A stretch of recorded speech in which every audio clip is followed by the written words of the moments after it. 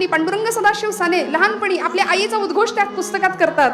ते म्हणतात की मी आंघोळ करून असा बाहेर यायचो, बाहेर आल्यानंतर माझ्या पायाला माती लागेल म्हणून मी माझ्या आईला म्हटलं होतं, आई तुझा ओचा पसर, तुझा पदर पसर, मला पाय ठेवायचे, माझ्या पायाला माती लागेल. तेव्हा ती माऊली सांगते, आई सांगते की श्याम, अरे बाळा, पायाला घाण लागू नये म्हणून जेवढा जपतोस ना तेवढी मनाला घाण लागू नये म्हणून जप हो. मला असं वाटतं आयुष्यातलं सगळ्यात मोठं हे दान आईने दिलं. इथं बसलेल्या प्रत्येकाच्या व्यक्तिमत्वामध्ये आईचं प्रतिबिंब आहे. तुम्ही माना नाही तर नका मानू, आईचे गुण आहेत, आईचं प्रतिबिंब आहे. त्यामुळे अंतःकरणाची शुद्धता, माझं वाक्य खूप लक्ष देऊ नये का, मनाची नीतिमत्ता, आपलं अंतःकरण शुद्ध असेल, नीतिमत्ता आपली साफ असेल तर माझ्यावर विश्वास ठेवा, परमेश्वर काटा सुद्धा टोचू न देण्याची जबाबदारी घेतो. नाहीतर मग याचा काटा काढ, त्याचा काटा काढ, हीच जर आपली वृत्ती असेल, याची अडवा त्याची है की नाही. म्हणून तर ते होतं पाणी अडवा पाणी जिरवा, त्याच्यातनं आम्ही ते घेतलं. जरा कुठे बांधाचं, जरा इकडे तिकडे झाले की एकमेकांचे खून पाडणारी मुलं आज आपण पाहतोय, सख्या भावाचा खून करणारी पोरं आज आपण पाहतोय.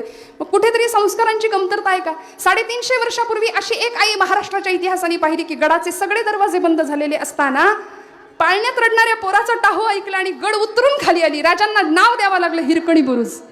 350 वर्षापूर्वीचा इतिहास. त्यामुळे अशी माता असे सुपुत्र घडवते.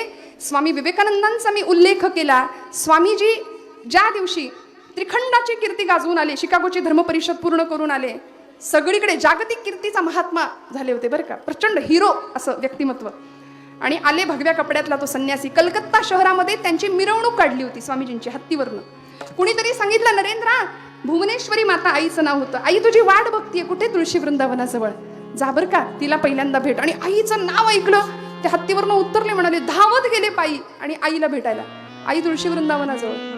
जागतिक कीर्तीचा महात्मा होता. 11 सप्टेंबर 1893चा तो इतिहासाचा दिवस, शिकागोची धर्मपरिषद, जिथं माझ्या अमेरिकेतल्या बंधू आणि भगिनींनो असं म्हणून इतिहास घडवला होता स्वामीजींनी. धावत गेले आणि भुवनेश्वरी देवींचा पदर असा घेतला आणि डोक्यावर ठेवला.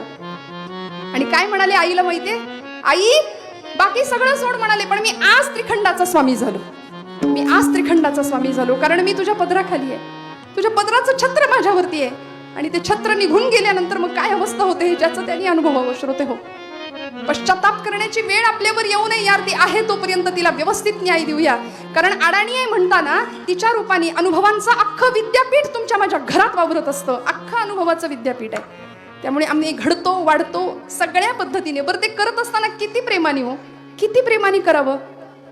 आई आपल्या लेकराला दूध भाताचा घास जसा भरवते ना, म्हणजे तेच उदाहरण तुकोबांना का द्यावं वाटलं, कारण संत सुद्धा दूध भाताचा घास जसा भरवावा तसं आम्हाला भक्तीचं ज्ञान शिकवतायत.